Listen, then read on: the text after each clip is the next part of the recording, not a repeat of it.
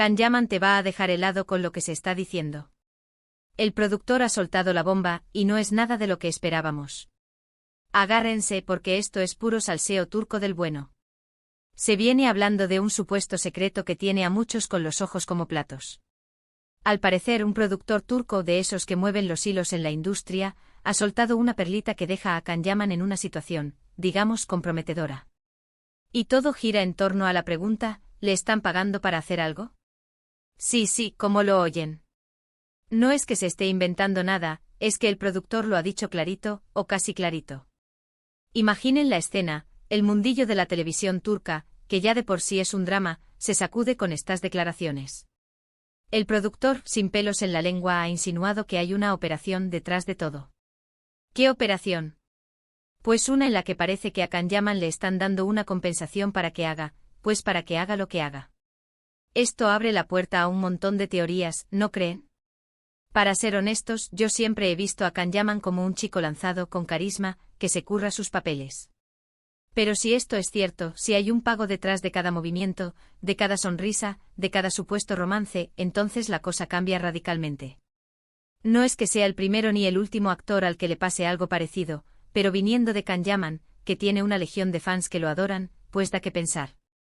¿Qué es lo que yo creo que está pasando? Pues que la industria, señores, es una máquina de hacer dinero. Y cuando un actor es tan popular, tan mediático, pues se convierte en un producto.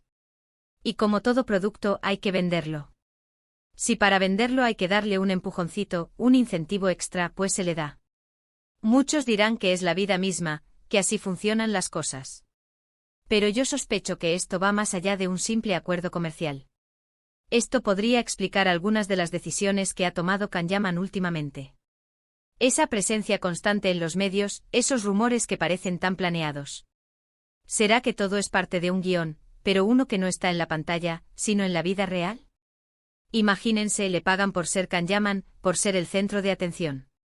Y si es así, ¿qué tan auténticas son sus emociones, sus relaciones, sus proyectos? Y aquí es donde entra la parte jugosa del salseo. Si le están pagando para estar en el ojo del huracán, ¿quién está pagando? ¿Una productora que quiere mantenerlo en la cresta de la ola? ¿Un equipo de relaciones públicas que maneja su imagen a la perfección? La especulación es máxima. Se habla de que podría ser para promocionar algún proyecto en concreto, para mantener su nombre en boca de todos antes de un gran lanzamiento.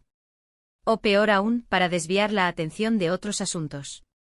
Lo que sí está claro es que esta revelación del productor ha abierto la caja de Pandora. Las redes sociales están que arden. Los fans están divididos entre los que defienden a su ídolo a capa y espada, y los que empiezan a cuestionarse todo. Y no es para menos. Si te enteras de que la imagen que tienes de alguien es en parte una construcción, un pago, pues es un golpe. Yo me pregunto, ¿hasta qué punto un artista puede permitirse ser pagado por su propia vida? ¿No se pierde un poco la esencia, la verdad, la conexión genuina con el público? Porque al final lo que amamos de los artistas es su arte, su pasión, su vulnerabilidad. Si todo es una coreografía mediática, ¿dónde queda eso?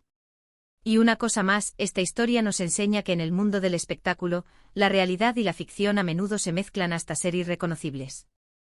Lo que parece espontáneo, lo que parece orgánico, puede ser fruto de un contrato millonario. ¿Quién nos lo iba a decir? Ahora la pregunta del millón es, ¿qué va a pasar con Can Yaman después de esto?